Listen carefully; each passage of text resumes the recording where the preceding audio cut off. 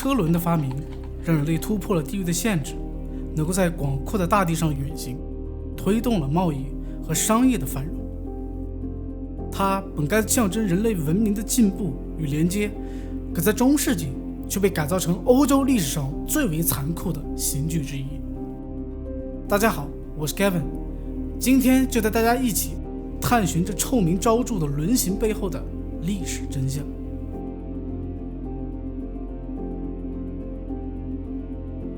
在游戏后期的主线任务狮子巢穴以及支线任务辛德尔大师的玩具中，玩家都会在任务地点附近发现这样的一种特殊的刑具：一根高木桩笔直竖立，顶端悬着木质车轮，而轮上横着一具死囚，身体僵硬扭曲，仿佛被定格在酷刑夺命的最后一刻。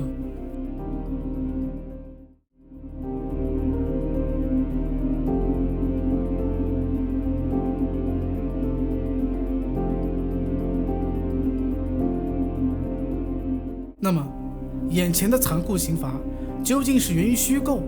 还是在历史上确有其事呢？在查阅官方资料及相关史料后发现，这实际上是中世纪和近代欧洲历史上最具代表性的极刑之一——轮刑。英文名叫 Breaking Wheel， 其被多用于惩处谋杀、叛乱、纵火致死和拦路抢劫等重罪。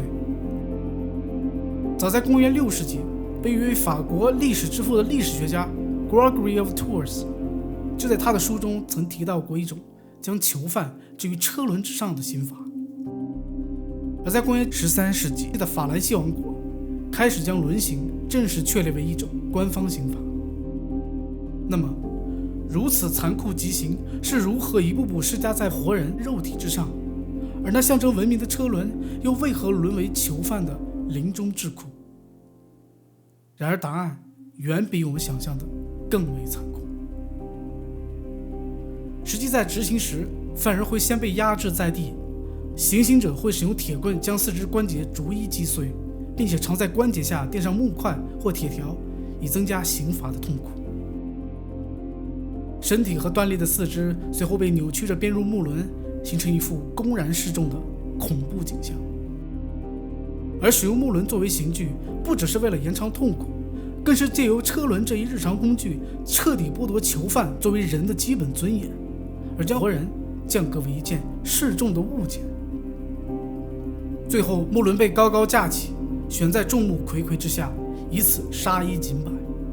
而囚犯则往往在失血、休克与脱水的过程中缓慢死去。而尸体则被长期暴露在烈日与风霜下，直至分解腐烂，彻底消散于风中。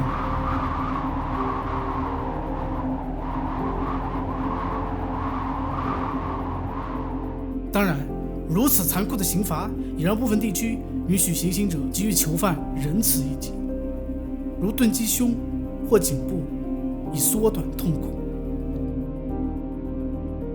可即便如此，在中世纪，这样的极刑依旧在欧洲等地区被广泛施行。轮刑最初在德国、法国和捷克等中欧地区盛行，随后被传至波兰、匈牙利与俄罗斯，并被广泛采用，甚至后来扩展到美洲殖民地和印度地区。因此，轮刑在游戏中的出现，并非单纯背景点缀，而是对中世纪残酷刑罚的真实还原。然而，在基督教传统中，同样的车轮却被赋予了截然不同的象征意义。在英语中，轮刑也被称作 Catherine Wheel， 即圣凯瑟琳之轮，而这一称呼则源自一个流传已久的基督教传说。相传，基督教圣女凯瑟琳因为信仰拒绝改嫁，被判处放在带有刀刃的巨轮之上。在行刑当天，当刽子手要转动巨轮让刀刃割碎他的身体时，巨轮却在他身体上奇迹般的崩裂瓦解。后来，在基督教传统中，圣凯瑟琳之轮就成为了上帝战胜暴虐的象征，同时也被视作宗教殉道者的神圣标志。直到18世纪末至19世纪初，随着近代欧洲启蒙思潮兴起与刑法改革，轮刑也开始渐渐淡出了历史舞台。现如今，酷刑虽然消失了，但在西方主流的语言文化中，依然能够找到其遗留的文化印记。比如，在英语中 ，to break on the wheel 就有极端惩罚的意思，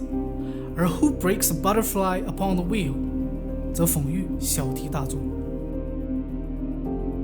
语言是记忆的容器，而这些词句如今仿佛也在提醒着我们，文明的进步并不是彻底摆脱残酷，而是在直面与铭记中不断前行。从象征文明进步的车轮到被改造成凌迟生命的刑具，轮具揭示了中世纪社会里权力与暴力如何将工具扭曲为压迫的手段。它不仅仅是对肉体的恐怖摧残，更是统治者通过恐惧来维持秩序的残酷象征。而在《天国拯救2》的世界里，当玩家骑马经过古腾堡郊外的刑场时，那具腐坏的尸体与高悬的车轮，既是西克斯蒙德对波西米亚地区的残暴统治的局部侧写，也是中世纪欧洲残酷刑法与暴力统治的真实投影。如今，当我们再次凝视这些刑具，除了震撼与怜悯之外，也许更应该意识到，文明与残酷并非对立，而是那曾经真实并存过的历史。也正因为如此，当我们在游戏里再次目睹这一切，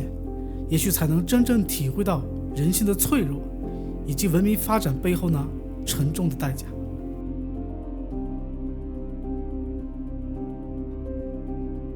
如果你也喜欢这支影片的话，欢迎关注、点赞并分享给周围的小伙伴。